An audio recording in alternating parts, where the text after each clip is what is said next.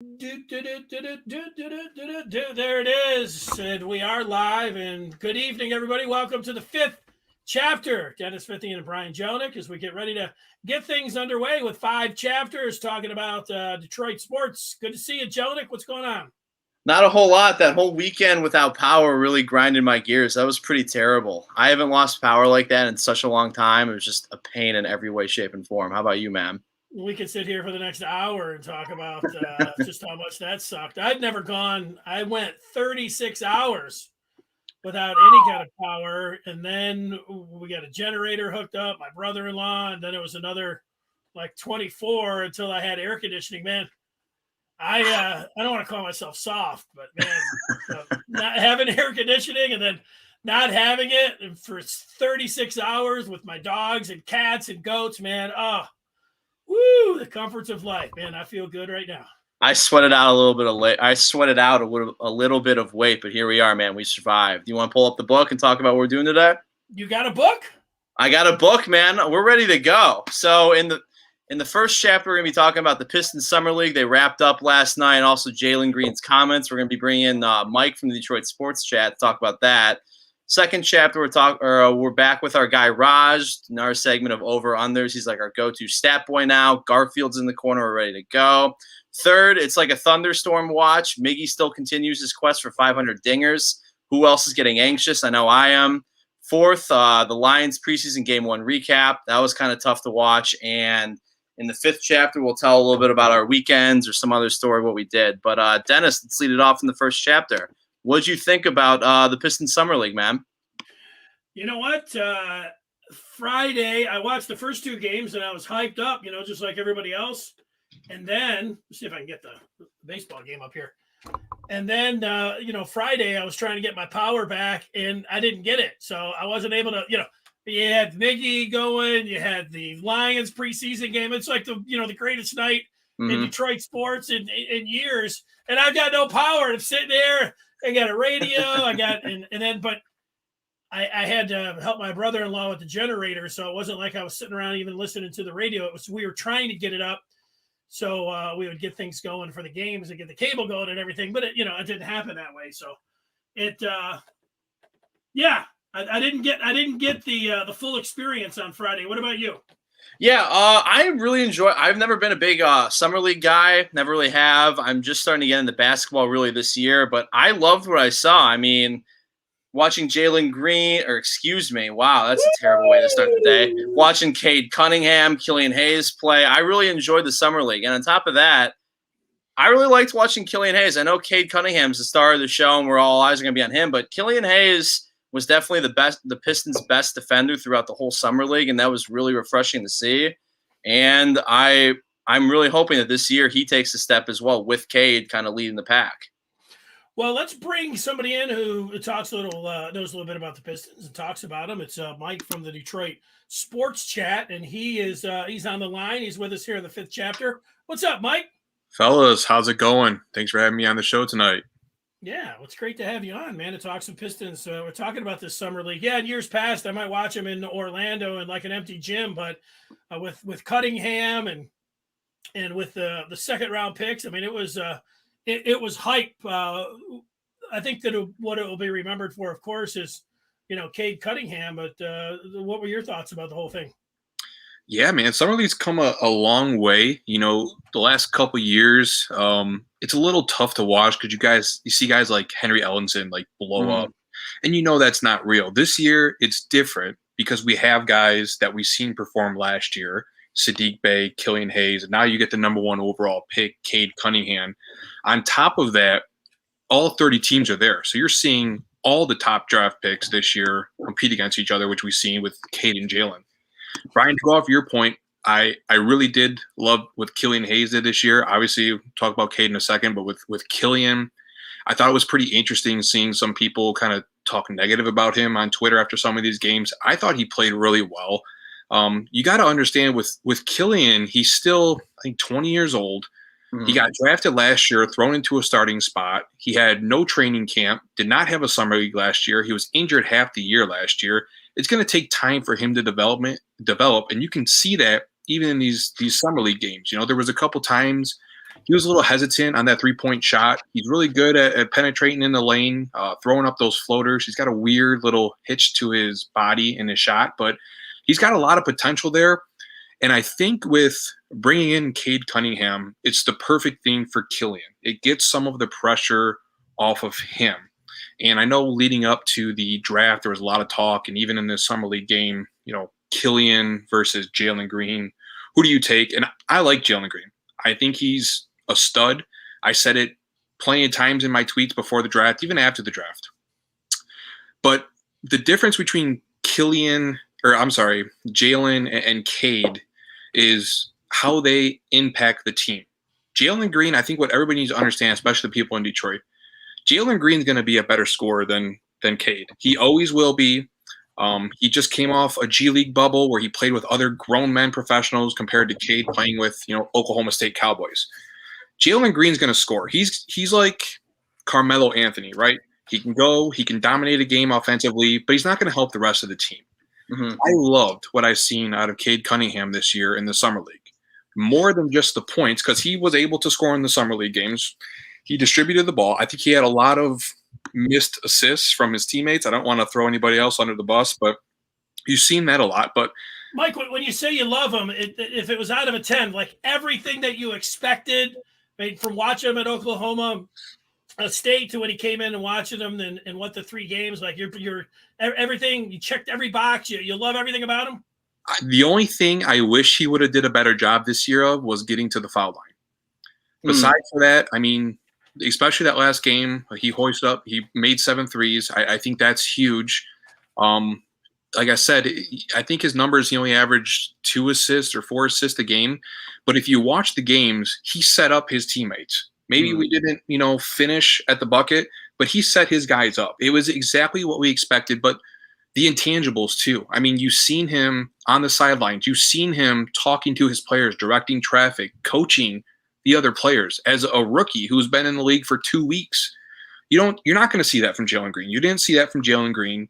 Like I said, he's more of our Carmelo. Jalen Green's going to score. He may lead the league in scoring multiple years in his career, but he's not going to help the players around him. Cade is going to do that. And there's not a huge gap of scoring ability between Cade and Jalen. So that's another thing to take into account. What I think about the comments about Jalen Green, first off, kind of 2 things. First off, he's wrong. Obviously, it's an old bit, hey, let's bash on Detroit. There's nothing to do. That's been proven wrong plenty of times. And at this point, it's not even funny. I mean, Detroit fans, I don't even think we get offended. I think we more just attack because we stand up for our city, right? And you've seen that on Twitter. The second thing is, I mean, he kind of doubled down on that. I didn't think you guys see the tweet with the Deion Sanders shirt and the comment Deion Sanders about, not coming to Detroit. Mm-hmm. If he did double down on that way, I mean, that's pretty immature, right? And if he keeps going with it, I think it's to a point where the Rockets may have to tell him, hey, man, you're a Houston Rocket. Don't worry about that stuff in Detroit no more. You're with us. Worry about us. And I seen a tweet and I thought it was perfect and I retweeted it. After that stuff came out, I mean, you can probably imagine Troy Weaver sitting back, shaking his head saying, yeah, I made the right pick. Mm-hmm. It's all but, confirms it at this point as far as attitude goes. So, all those things combined, Cade was the right pick. I think he's going to prove to be the right pick. It's more of what Detroit needs. But Jalen Green's going to be a really nice player. Just not. You know what? I like that Jalen Green. Not that. I think we all know that if Jalen Green would have got picked by Detroit, and he even said as much, he'd been like, I like Detroit. I'm glad to be here. I'm glad to be the number 1 pick. I'm going to get to know the area. But it reminded me by watching Malice at the Palace last week or whatever it debuted, is that I don't have any sports villains. I don't hate anybody.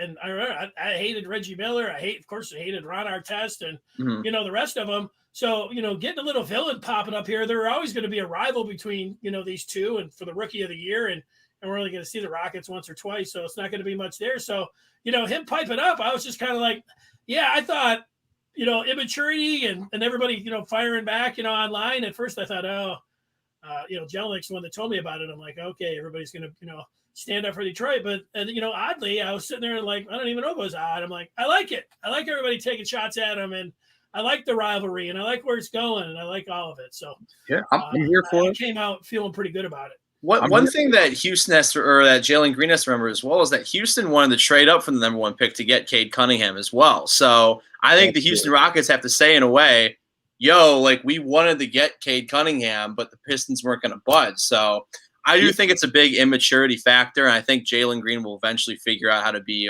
an adult in the NBA, but it's just a total immature thing. But I'm with Dennis too. I love the rivalry aspect of it. It's immature, Jelinek. Like how many Tom Brady? He's always like wherever he was picked 199th. He's always like, I'm coming after this guy. What you find out with some of the greats, well, no, I mean he's a great prospect and maybe he'll be a great player, but these guys, some of the greats, not all of them, but they keep that scorecard and they're always using it to motivate them. They're coming. Like wasn't it Jordan even in the Last Dance? And he's like. And that was just something I didn't forget. And so, like, for Jalen Green, if it motivates him to go out there and be the rookie of the year, and every time, he's saying something about, Cade Cunningham or whatever it's going to be, that just hypes it up a little bit. So I don't know if it's immaturity or maturity or whatever, but, anything that can get you going and get you, to play to the max, it's just fun, man. The way guys go after it in the NBA now, I mean, that was pretty, it was pretty tame. Yeah, but I'm with you. I love the rivalry aspect of it. And I want there to be chips on the shoulders of every guy coming to the draft. I want to see them just duke it out on the floor. But I do think it's immature in a way. I don't even know how old Jalen Green is. He's not 19, is he? He is 19 as well. It's just I don't know. Cade Cunningham's in the vibe. He's like a 36-year-old veteran, like the way he's like commanding the team and like giving pointers out and just helping everybody out on the floor. And Jalen Green just doesn't give me that vibe. He seems like a number 1 type of guy. That's just not who Jalen is. I mean, Jalen's there to score, and that's what he's going to do. And he's going to be very, very good at it. He's not a leader, and that's fine. I mean, if we ended up with Jalen Green, we'd all be ecstatic and we'd love him. Yeah, I'm here for the hype. I agree with you guys. If we can get a TNT game between Pistons and Rockets because of this, I'm all for it. I mean, go for it. I'd rather have Cade. Mike, let me read some of the feedback here and remind everybody we're talking with Mike from Detroit Sports Chat. It's at Detroit Sports Chat.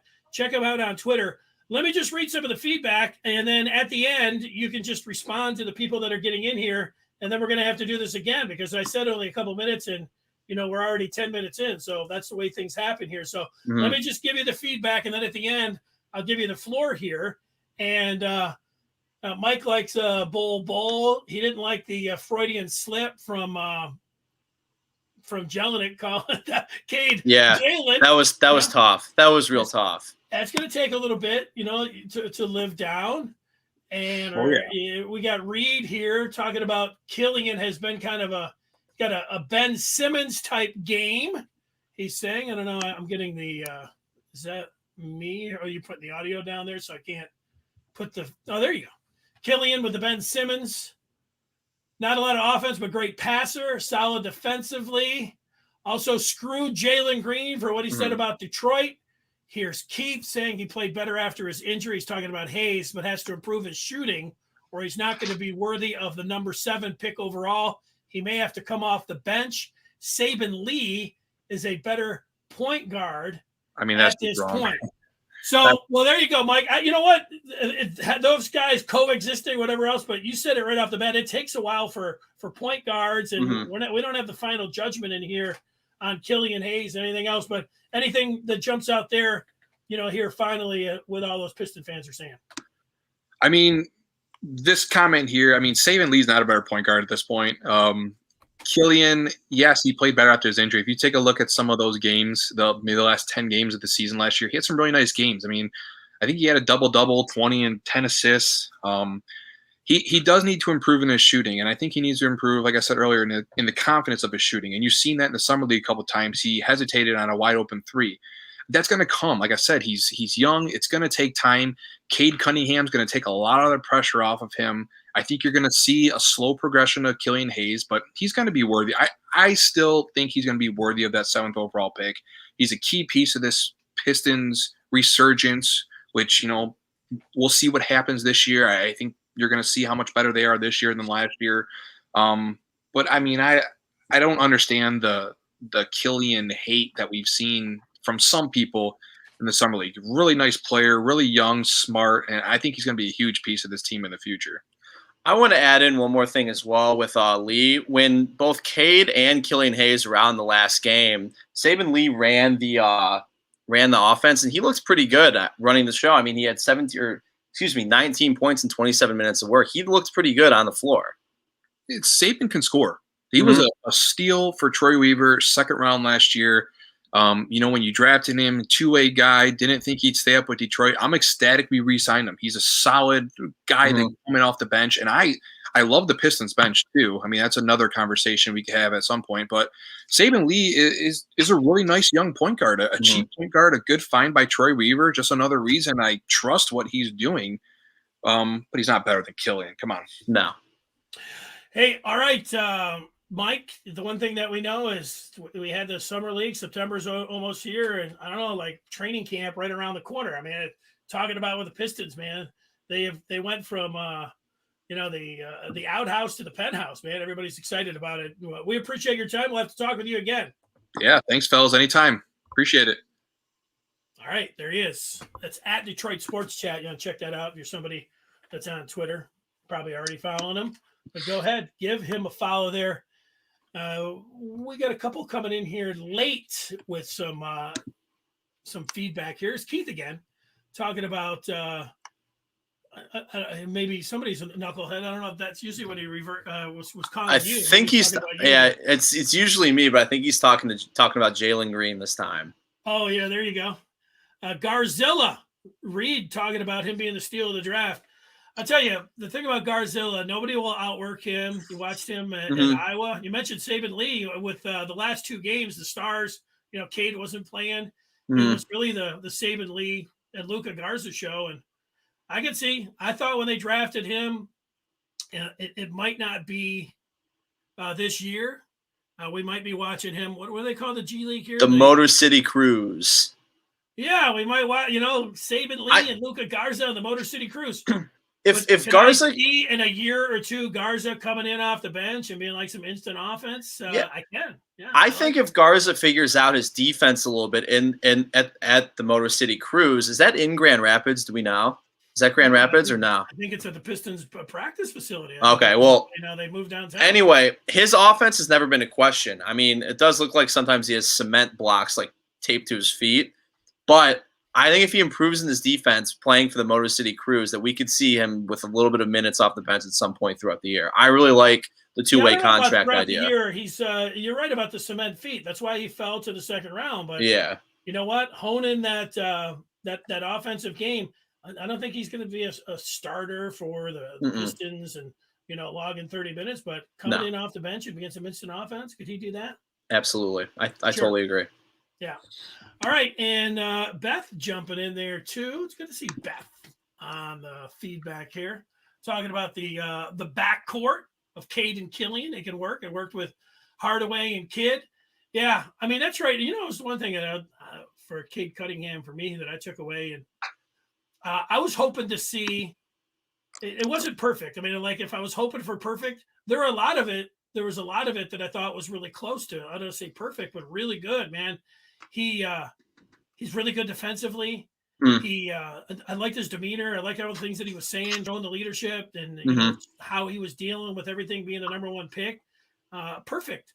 That way. His jumper looked good. The footwork. We knew all about that. Passing really good. I was hoping to see a little bit more taking it in the lane and some athleticism, maybe, throwing it down, but that's not him. He's more of a crafty guy. Yeah. He's not jumping out, pogo stick, throwing it down in guys' face, but we knew that. I was the thing. I don't know if many people have talked about it here, but we mentioned it right off the bat, like him he came in as 6'8". Now he was 6'6". I didn't like that shaving off 2 inches. I was hoping that, he was going to be 6'8", but nothing you can do about that. So when he was standing out there next to Jalen Green in that second game, Jalen Green's listed at 6'5", and it's like, man, these guys look like they're about the same height. But those are just little things. If that little thing and the thing about the athleticism and all of that other stuff, he's able to bring it along, the great passing, the floor game, the work ethic, the leadership, shooting, then the Pistons might have a superstar on their hands. Absolutely. Yeah, good stuff. I thought we were going to Raaj here, but we don't see him. Oh, I got him. He's in the green room, ready to go, man. You Well, I want to didn't go? know they had a green room. We got the FithChapter green room, man. It's right in my basement. We're ready to go. Yeah. All right, so I think that's a good way to say we're going to the second chapter. So we're gonna bring in our guy Raaj and Sideshow Raaj. Sideshow Raaj. Sideshow Raaj.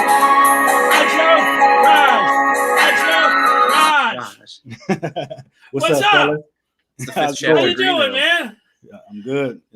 Over and under on me singing the intro. I One, like you that. know, take the over. Good stuff, man. Good to see you. Thanks. Oh yeah, appreciate you guys having me on board as always. Yeah, so if people are just tuning in, seeing Raaj, Raaj for the longest time was throwing us some over and unders, throughout the summer. We thought, let's bring him in here. He's got a graphic. I know this is where we were at last week with Trey Lance, and we saw a little bit of Trey Lance. We all took the over. No, Raaj didn't on Trey Lance. Mark Jones. Mac Jones. Mac Jones. Yeah. When I'm calling Mark, I'm like, I don't know who Mark Jones is. So, yeah, Mac, OBJ, Saquon, 1,000-yard rushing. We did agree on that one. And Lamar Jackson, Raaj being the contrarian, a lot of those going with the under. So those are the over and unders from last week. I still feel good about all of mine. Yeah, Although Trey Lance, he had one really good throw. The more I think about watching him. I don't. The 6 starts. I'm still going over, but it's going to be at the end of the year. So I think as long as Jimmy G stays healthy, they'll stick with him. Yeah, I agree with you. I agree. It's the guy started one game in like 3 years. I mean, it's hard to just get into the NFL and be able to run an entire NFL system and all that. So it might take him half the year just where he feels comfortable. This is going to be Jimmy G's last year in San Francisco, right? Yeah, I would think so. Unless they go Yeah. on, like they're one of the teams. I think a lot of people, myself included, I could see them in the Super Bowl. So Absolutely, if and that's they why I get think over they there- stick with Jimmy G. He's their best chance of winning now. Yeah, I'm with it. So you got some over and unders for tonight? Yes, sir. Let's do it. Go ahead, start it right off. The 21st pick in the draft out of the U of M to the Indianapolis Colts. Kwity Paye this year, 5 sacks. Are you going over or under on 5 sacks for Kwity Paye? Kwity Paye, the thing I think immediately I want to say is over. With him being the Michigan. No, he's a speed rush edge there. He's going to be starting right from game one, a first-round pick. I think that would be the expectation. I would be disappointed if Kwity Paye had less, and I think the Indianapolis Colts fans would be disappointed as well. Plus sack numbers, man. They said they're going way up. The way quarterbacks are running around and way Paye can, get to the QB. I would put him. I feel good about going with the over there. Yeah, I totally agree with you, man. He's quick off the edge like that. I absolutely 5 sacks without a doubt. Over. Yeah, the trifecta here. I'm gonna go over as well. They got DeForest Buckner, Darius Leonard, Carson Wentz is gonna be out for some weeks, so they're gonna be dependent on the defense. He should be starting. The opportunities are gonna be there for him to make plays. I like the over. Yeah, I forgot about Buckner. They traded for him. They do. They've got some stars on that God, defense. I totally forgot about that too. It's all there for Kwity Paye. He should have a strong rookie year. All right. I like it. So we're all in agreement there. All over. There's one. All right. My next one's the new wide receiver for the Jacksonville Jaguars, Marvin Jones. Are you going over or under on 1,000 yards receiving for Marvin Jones? That's you, Jalen. Go ahead. I'm gonna go under just because it's Trevor Lawrence's first year, and I'm not sure if it's gonna be him or Gardner Minshew throwing the ball, but I don't really trust that offense a lot. Marvin Jones is going to get under 1,000 yards. Well, I'm sure that it's going to be Trevor Lawrence. I don't think it's going to be Gardner Minshew. But the one thing, DJ Shark and Laviska Shenault there, I think Jones, he will lead the Jags in receiving, but I don't think any of those guys are going to get to 1,000. I think he'll spread it around. But I think he'll be the lead out of those 3 wideouts. I was looking at some of the prices, fantasy auctions, and just, where people value them and average draft position when it comes down to fantasy league. all of these fantasy drafters, they like Chenault and they like Shark more than they like Marv Jones. But, we saw it up here, man, given the opportunity. And I even saw that first game. It looked like the QB there was going to the veteran and throwing the ball to him. So I like Marv Jones to lead him in receiving, but I would go with the under on that. I think Marvin Jones is going to be the number one guy. I think this is going to be a down year for the Jags, but I think he's going to be the guy Trevor Lawrence gets most comfortable with. He's going to be his go-to guy.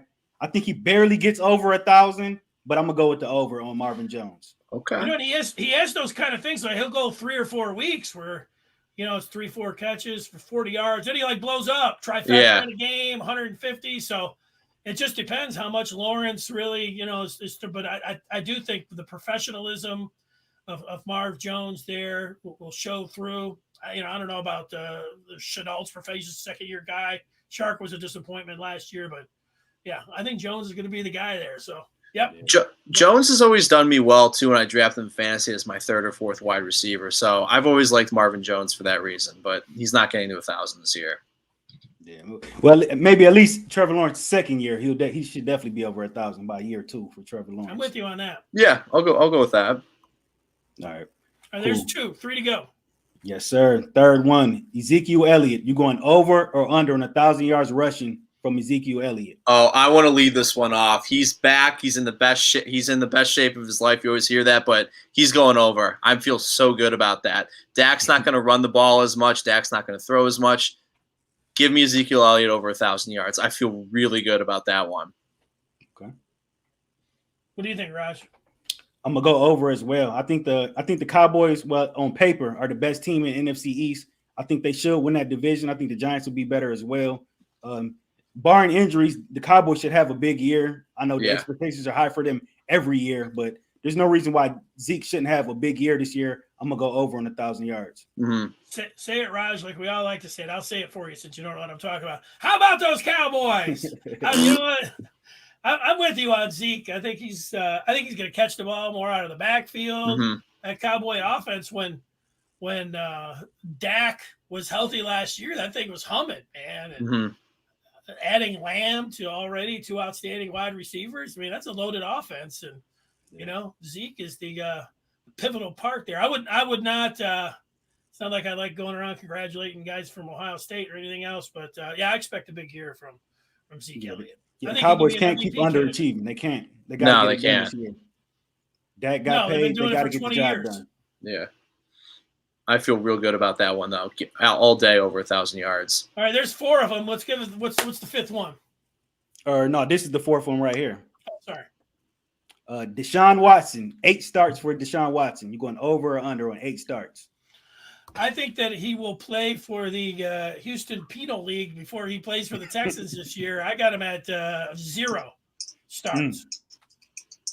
Oof.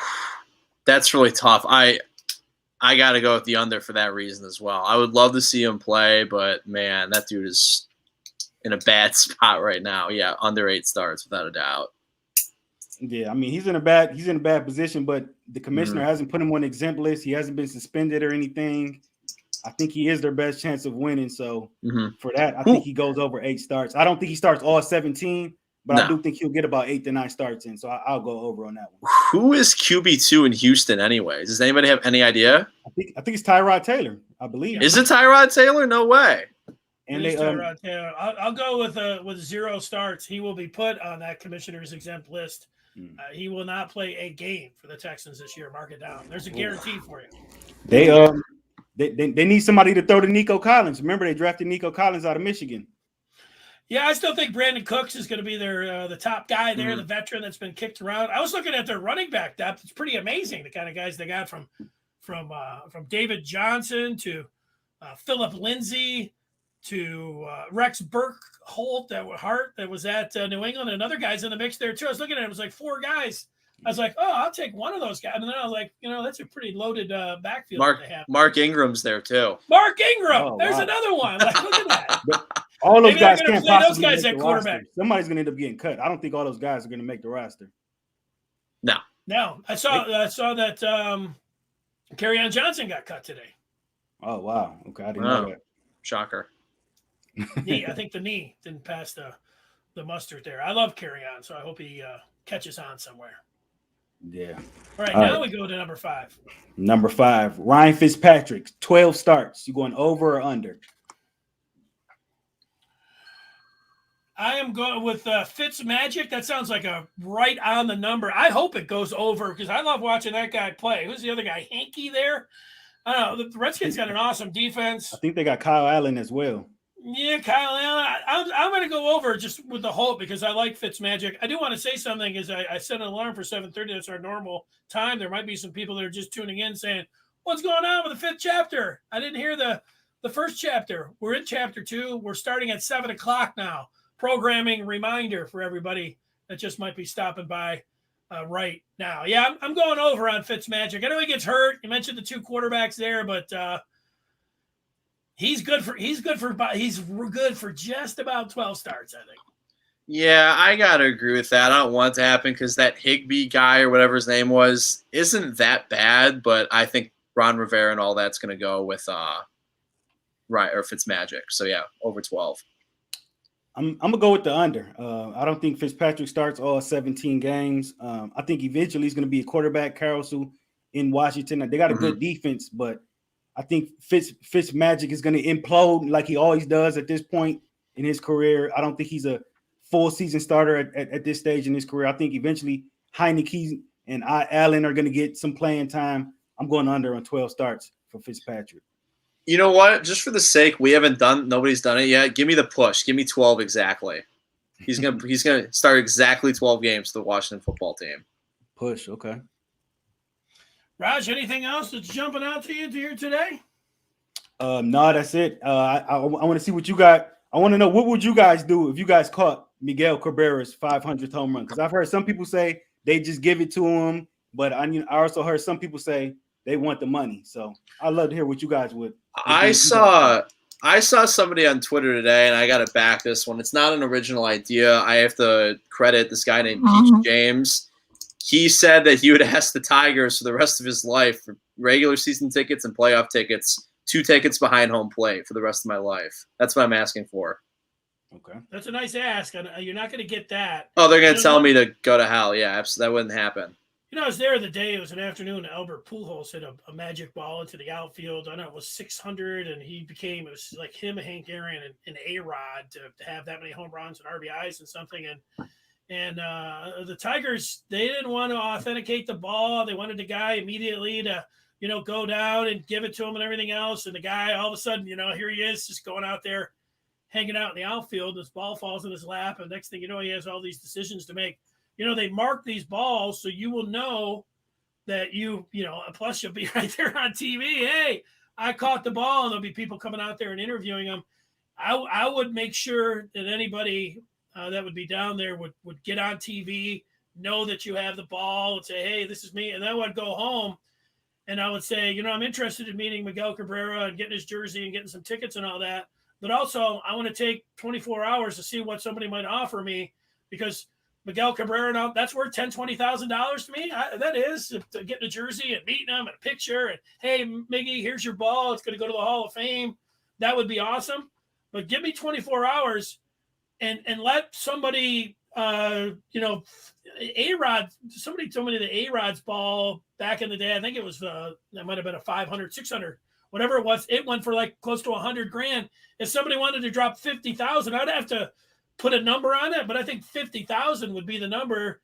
And I would go home, and if the next day somebody offered me 50 grand, I'd say, hey, Miggy, I think you understand here. I mean, if you got all the money in the world, yeah, give it to Miggy, and you're good that way. But if 50 grand would mean something to you, 50 grand would mean something to me. I'm meeting Miguel Cabrera and all that I would put the value at 20,000. But if somebody wanted to go over 25, certainly 50 would double it. I would take the cash. Absolutely. I'm not giving that ball back for free. I'm sorry. Well, not for free, that's for sure. I mean, you get some tickets, you get to meet Miguel, you get a bat, you get a jersey, that's pretty nice. All of that. Mm-hmm. So you just got to put a value on what you think that is. But cash speaks. We know that. Yeah, money talks. when he talks. That's the way to say it. All right. Well, I Raj, appreciate you great guys for job, having me man. on board. We'll See have you you next- next week, man. See you next Absolutely. Tuesday, boss man. See you guys Let's next do Tuesday. There he is. There he is, Raj. And thank you. There he is. And now it's just the two of us here. And interestingly enough, it gets us to Miguel Cabrera and the Perfect. Tigers. And as I look down here, let me see here. Whoa! Is he batting right now? Timing. I think he is. I hear the crowd cheering. That sounds like a Miggy. There he is. Yeah, it That is. sounds like a Miggy chant. Thanks to Bally Sports. There. I'll tell you the one thing about it over the weekend, watching them come through, and the Indians. So what was it? Friday, Saturday, and Sunday. They didn't play yesterday. Friday, I wanted to be there. You had to not only be there, but I wanted to watch it on TV, and I wanted to. We'll keep an eye on it as it's on here. I wanted to, watch the Lions. I wanted to check in with Miggy's at bats, and I wanted to watch the Pistons, but I didn't have any power, so all of that, blew up, and it wasn't able to happen. But Saturday I was there. I ended up getting the DVR going, and every time Miguel came up, I'd watch, and then sometimes I'd go out and do some things, and I was zipping forward. And what was the game Sunday? Was that the one where they were down 11-0 after 3 innings, and Calvin Johnson was there? That kind of sucked that it wasn't a good game, and the Tigers almost got not only no hit, but a perfect game against them in the 8th inning. But the thing to me, and I saw a lot of people, and I'll just say it was younger people don't remember previous to 2014, through 2006 to 2012, 2013. The Tigers were the hottest ticket in town, and the ballpark was like that every weekend. I mean, it really was. And so it's been 8, 9, years since you've really had that kind of atmosphere down there. So if, you might not remember that, but I think a lot of people were just, putting their remarks down on just how great it was. And it didn't look like he got his home run. So it didn't happen his first time up, but just watching him walk up to the plate and hearing the crowd and, seeing, it seemed like the discourse on Twitter is, why are you going to have your phone if you're actually at the event, staring into your phone as you're watching something? Would you just put your phone in your pocket, or are you taking a video? What do you do, Jelinek, if you're there? I'm very anti-phone in that regard. I watch a lot of golf, obviously, and every time you see at the tee box or at the green, people are just like this the whole time. I want to sit there and watch the game. I want to see it in person. I don't want to be taking a video and watching the home run go out over the phone. And to add on top of that, you're totally right about Comerica Park. If that place is packed, it's electric, man. And Miggy chasing 500, even though it's taken forever now, it's awesome to see the park lit up like that. I love seeing 20, 30,000 people there, even with everything that's going on in our lives right now. I'm a social media guy myself. I like taking videos and everything, but I've found over the years where there's going to be a concert or something, I'm over there, let me get this song and everything else, and I'm staring at anything I'm not even enjoying. I go back and I watch these 20 videos, and I'm like, it's okay. One or two, but mostly it's the sound's not that great. I'm waving my phone around even if I'm editing it. Are you video? Are you taping or whatever the concert to look back at, to watch, or to post on social media? A little bit of both. What I found, the way that I would try to roll, and the way I do, I'll go and I'll get my video in. Hey, here's this, here's that, here's one song, or not an entire song, but here's 20 seconds, here's a couple selfies, here's a Snapchat, here's one for Instagram, go through the whole thing, take 5 minutes, but then turn it off. It's exactly what I do. Off at some point, because maybe you need it to hold up for one of the songs or something. But I did see people when Miggy is up, just holding the phone and watching. And I mean, you can do both at the same time, right? Yeah. I don't know. But does end up. It's distracting to you if you're sitting there and you're holding the phone over there. Yeah. It does become distracting to you. the whole thing having the phone when you're at a game anyways becomes one of these things where you're like, oh, let me check Twitter a little bit. Yeah, wait, what's going on over here? Like, so, hey, my friends, texted me. It's a good practice for me to shut it down, for a time being when you're there and just try to enjoy. That's why you go see live music. That's why you go to a live event. Yeah, I totally agree. And like you said, I take 2 or 3 minutes at the beginning of a show or a game or something, take a picture, whatever, save it for the memories, and my phone's gone for the rest of the evening. Having said that, if Miggy was up, I feel like if I was in the outfield, I would have it. But I'm not. I'm just holding it. Like I'm one of these, because what happens? I'm sitting here, and the ball comes directly at me, and I get like the greatest video of all time. So I want that to happen.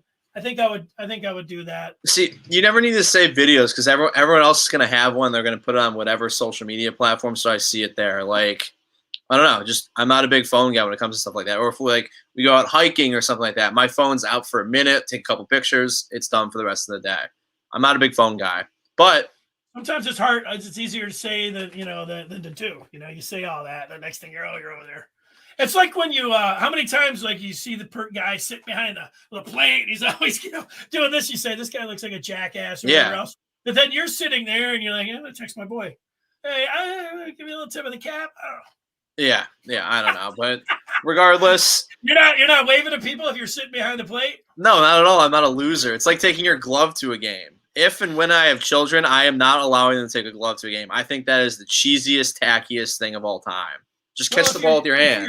Not if you're young. I think it's all right, but the other people, they get the nets now, so it's way safer. But yeah, I've sat there right on the dugout before, and most of the people are on their phones, so. Having a few people, I actually never brought the mitt myself, but I've seen people that, want to protect and, throw it out there. But I would make an exception tonight. If Miggy's sitting on $4.99, you know what? That ball we've already mentioned could be a $50,000 ball. Get your mitt. Sure, you want to go up there and grab it with your bare hand. You're awesome. Have a beer in one hand, you grab it. Okay, that's storybook. But you know what? It's also going to be easier if it's flying at you to go over and grab it with a mitt. So I think mitts allowed. I give a free pass tonight in the outfield. Actually, anywhere. Free pass with Miggy sitting on $4.99. Miggy being at $4.99, I am sitting on the edge of my seat every time he comes up to the plate and just watching like that the whole time. Like I just want to be totally into it. It was like that actually. I know exactly. And on top of that, I would honestly prefer Miggy to hit it tomorrow off of Shohei Ohtani over or Dylan Bundy, excuse me. I think Ohtani would be a lot cooler, so that's just my take. Well, I wanted him to do it tonight it was Jamie Samuelson night at the ballpark. Mm-hmm. I think, getting sentimental or just saying, hey, do it for James. Like, that would be cool. That would be awesome. Cool. Of course, doing it against Ohtani would be great. Yeah. The one thing you don't want then is kicking it to the final game of the home stand, because then you're going to be like, oh my God, if he doesn't get it here, it feels like we've lost a little something.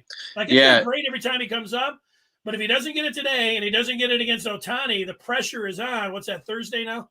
Tuesday, Wednesday, Thursday. Pressure is going to be on Thursday when he's standing in there. It's like, okay, now he's got to do it. Then if he doesn't, it's going to feel like we've really missed an opportunity. Sports you know what? I want to clarify something. I have the Jamie Samuelson night thing down in my notes, and I wanted to say that before I said the whole Dylan Bundy thing. It would be much more ideal and way better for Jamie Samuelson to hit it tonight. So that's my bad. I wanted to preface that. It's okay. Yeah, I just wanted to preface that. Well, good. I'm glad you did. Paul, let's go to some of the notes here. Paul, who we were complaining about our power outages, and let me see. Paul had one. Oh, that sounded terrible. We got to find the comment about it. Just go back up. Paul he just got his power back. Let's see here. Yeah, for the people who are listening to the podcast, we're looking for a comment right now. One of our loyal listeners, named Paul, says power came back on at 11:45 a.m. I'm assuming today. 6 days no power. That is just heinous. I am so sorry, Paul. Yeah, that's horrible. Spoiler, the podcast isn't rolling right now. It's since Chapman took off, we're trying to work Figure it to it get out. it going. So if we Yeah. don't have that, we are trying to figure that out. Man, so I went, what did I say, 36 hours, absolutely no power. And then we had a generator hooked up. But you know what? The generator, you can't get the air conditioning going because it takes too much. Mm-hmm. So, but, you know, the air is the one. Yeah, that's tough. Yeah, so you don't want to take a shower though. Like I swear this is, you know, we've got the you know, the gigantic water things that you put in so you're for the water cooler. Here I am on Friday. Our food is going to go bad and everything. So I'm out grilling on this big blacktop stove that I've got outside. I'm grilling hamburgers, bacon, all that new. So I'm completely sweating down. Can't take no running water. So I'm holding this jug in the shower. I did that twice. It was tough. I feel for anybody that had to go through that. Yeah. It's nice if you're able to. I saw it sitting on the front table today. I don't know if my wife grabbed it or not, but it was like from Costco or something. It said generator. I was like, oh. And I looked at it. It was like it had the generator outside with every light on in the house, and it said, yeah, if your power goes out, the generator just kicks on automatically. I was like, wow, kicks on automatically. Yeah, see, we have a generator, and I pull it out, I plug it in, pump or like start pulling the whatever the clutch. I don't know what that's called. I don't know any of that stuff. But generator, ripcord doesn't start. Well, the last time we used a generator was like 3 years ago. I think leaving the fuel in it like messed it all up. So it was really jank. We ran a cord over from our neighbor's house with one extension cord so I could light up our sud pump, a fan, and my laptop. And that's all I had. That my hotspot. It was rough. I didn't think I would need power. Totally need power. Totally need it. Well, I'm in an older house, and my brother-in-law brings over the generator, and he's got this heavy-duty cord, and we had to run this. I'm watching him like pop off the you know, the box where all your fuses are and everything. He's you know, turning all the power off, and then it was like watching a heart surgeon at work. It's like if somebody would have said, you know, these are the directions, this is what you have to do if your life depended on it, I'd have been like, oh my God. It felt like, you know, when somebody's the bomb's ticking down and they're like, up the black cord. Okay, boom. That's what it looked like. That's what it felt like watching him do that. I'm like, I could have never done that. So yeah, you need power. It's just that simple. I didn't mean to throw our thing back on there. DTE is giving Paul $100 credit. That's cool. Thank you, DTE. That's needed. We had to throw. You know what? We threw a bunch of stuff out. Yeah, we did too. It sucked. And you know what? Here I was thinking that I was going to eat. You know, I had the burgers going and bacon and chicken and all this, and you know, I ate it there at 12, maybe at 4 or 5 o'clock. I had it, but the rest of it, you know, it was just feels like you're throwing away straight cash. I was throwing away straight cash, homie. Okay. Paul talking about the Eagles. Here's MAT talking about the Watson situation. Let's just make sure we got them all here. I think we had to page up, so now we're going down here. All right. Want to move on, man? Yeah, can we take that one off, or do I have to go back up there? I'm not sure. Maybe. Yeah, I can. I think you got to go back. Oh yeah, here. Sorry, I'm still getting the hang of StreamYard. Anyway, all right, so that's a great transition to the fourth chapter. Fourth chapter, man. Lions preseason game 1 takeaways, and I gotta preface this. I was not in town this weekend. I had to follow the whole game on my phone. That sucked, but from what I saw, from what I heard, as sad as it could be, there could honestly be a quarterback battle because none of the 3 guys looked that good. So that's great. There's not going to be a battle. It's a joke. Goff's the guy, but nobody looked good in that. Nobody did. Yeah, well, I disagree. I thought Goff looked all right. I wasn't able to watch it Friday either.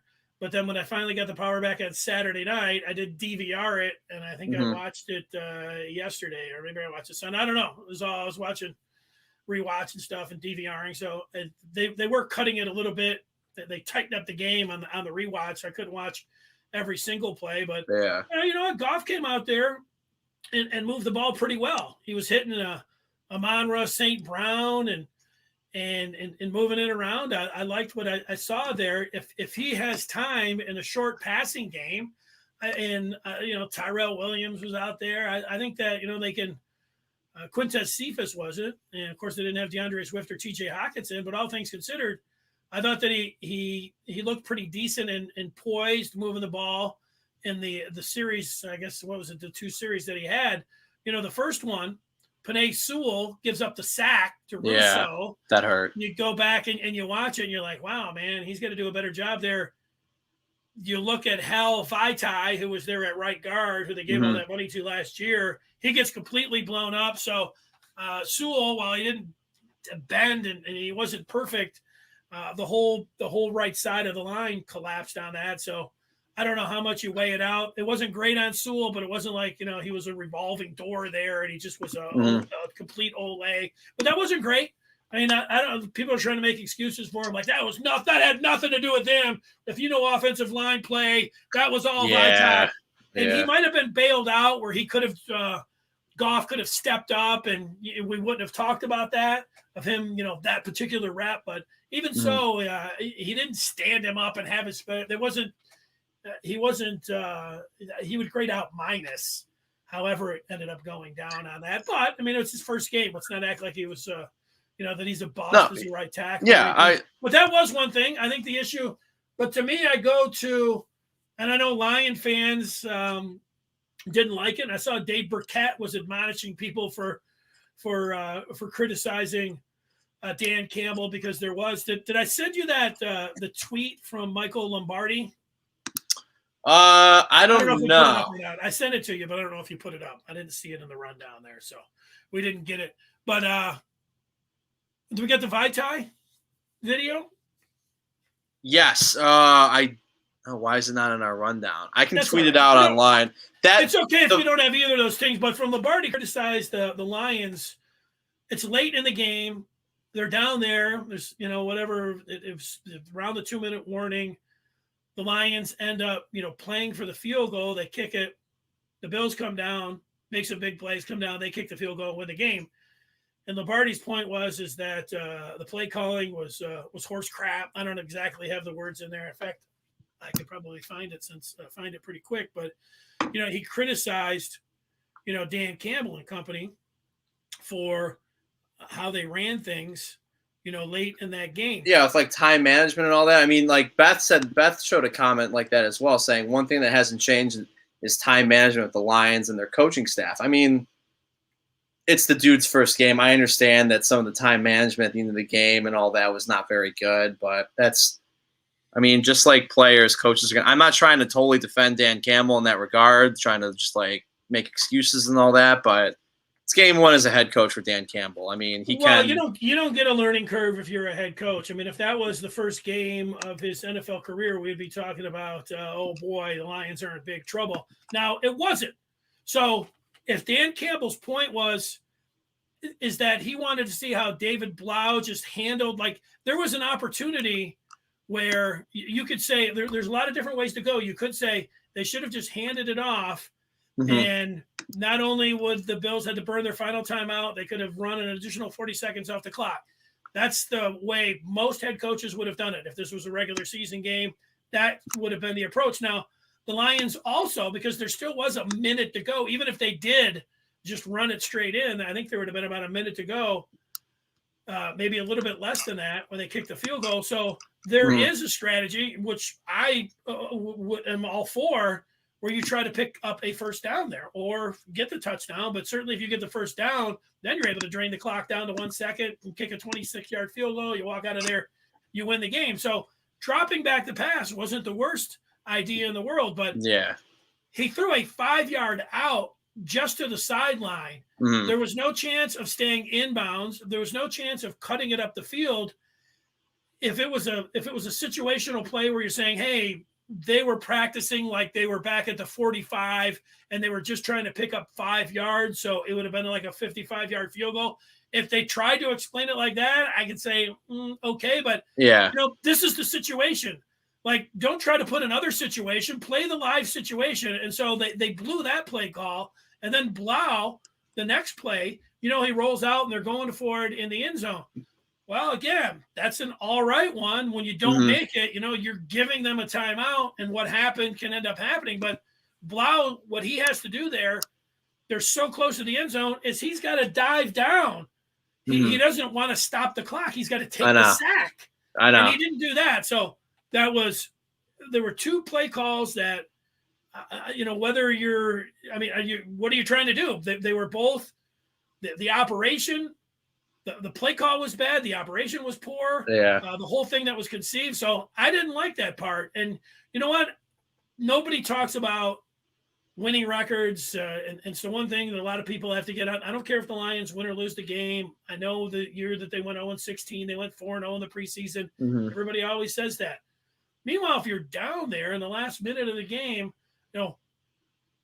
executing and going out and then winning the game, you do walk off just for the feel. Like I was watching it in a tape delay situation, and I'm sitting there, and then I watched the Bills come down, hit the play, kick the field goal, and walk off and win the game. I was like, whether it's a practice or not, I've been at practices even in high school. Like, you want to feel like, hey, let's run the final one where we kick it around and we make the basket. Let's not run it around, kick it out to somebody, shoot an air ball, and you say, all right, boys, let's go get him tomorrow. It left a bad taste in my mouth. I don't care what anybody says about that. And, there's some disappointing play. It doesn't mean that Dan Campbell's going to be a bust or he's like, Matt Patricia or something, but the offensive coordinator, Blau, Campbell, they didn't do a good job there, and it left a bad taste in my mouth. I don't care what anybody says about that. Yeah, as Matt Patricia would say, they didn't execute properly. I can't stand that word anymore for that reason. Execute. That and Jelani Tavai looked terrible. That dude, what do you make of him? You just cut him, leave him on the roster, play him less. What do you do with him? Yeah, I don't think he's going to make the team. I think he'll get cut. No. Absolutely. All right, good. Because I don't have the video with me, and I thought I had it up, but I didn't. That play with that touchdown pass, I think from Mitch Trubisky. I'm not sure if it was him or Jake Fromm or whatever. I'm not sure who it was. First of all, I forgot Jake Fromm was even in the league. But Jelani Tavai just looks lost on the field. It's just that can't happen anymore. The kid just can't play. Well, he's good. In a run-stopping situation, if you could make him a defensive end or something like that, but he's not a linebacker in the NFL. It's not a three-down linebacker, and he's scheme-specific, and that was always going to be the issue if it didn't work in Matt Patricia's scheme. Obviously, Aaron Glenn's scheme is not Matt Patricia's scheme, so it wouldn't have been a surprise if he would have been cut today. Beth, I'm with you. When you do have to remember, when you are the Lions and the last 2 coaches have had issues with time management, and then you see your new coach go down there and even in the preseason run it like it did, it leaves a bad taste in your mouth. It's not this is same old Lions for sure. Although people were saying that kind of stuff. So yeah, Jim Caldwell was the worst. Final video for us.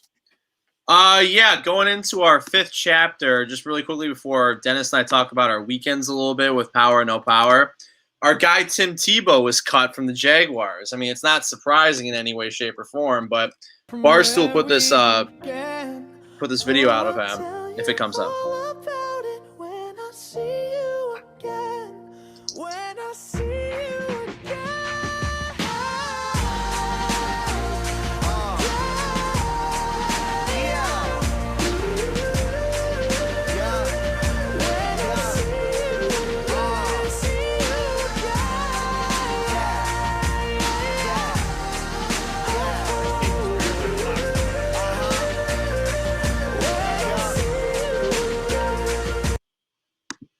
All right. Well, I'm gonna tell you this about Tebow. I want a roll call of everybody in the media when they signed him and all their predictions, because not everybody said exactly what you just said like 20 seconds ago. Like, everybody knew that guy was going to get cut.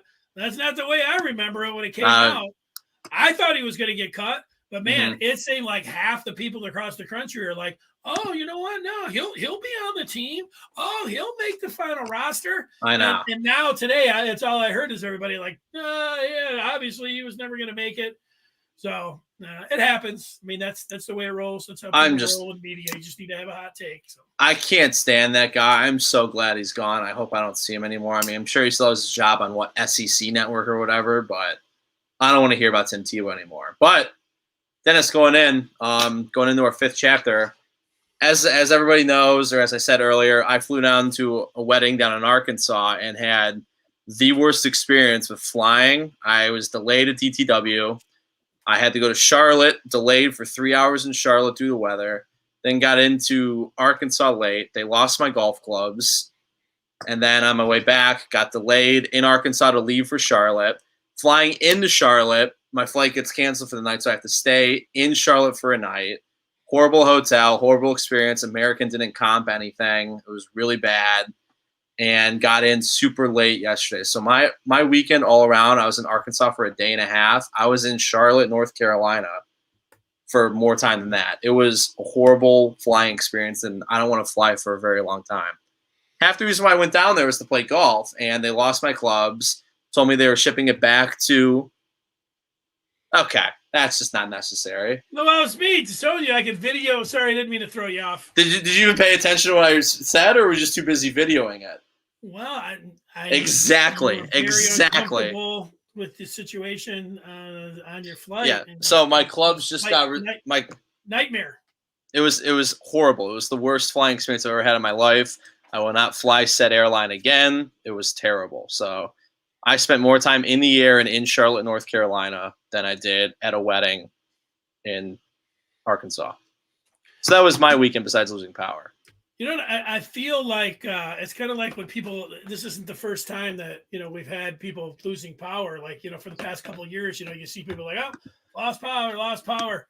And, you always see, you're like, oh, that really sucks for the people. Like, that's what you say when it happens. Yeah.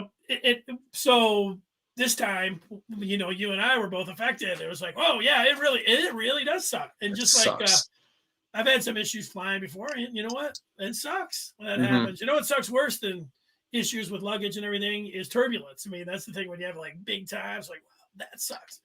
Once I'm at the cruising altitude, I'm out cold. I sleep. So that's not a problem for me. Yeah. Well, I mean, if you fly enough, they're going to forget your bags or, you're going to get rerouted or there's going to be some delays. I mean, it just happens. So it does suck, but the more you go, the more chances that it is going to happen to you. I have done something during the pandemic. I've got my own list of, my greatest shows of all time. I've always had The Sopranos 1, Breaking Bad 2, and The Wire as my top 3. And I've gone back and I watched The Wire a couple months ago and reliving it for the first time in, I don't know, 10 years. It was only the second time I rewatched it. And it was just like, oh, it was so satisfying. And it was like, I thought that there's so much new stuff to watch. It's like, why would I go back and rewatch something? I've already watched this. But man, it was great. And so I did it with The Sopranos. Oh, I think that started it all. I went back and watched the whole thing. And again, the experience, Sopranos is the one that started the long form series. So you could see the way that it has evolved. It's better. It's better cinematography. They're better storylines. They know how to fit it all together.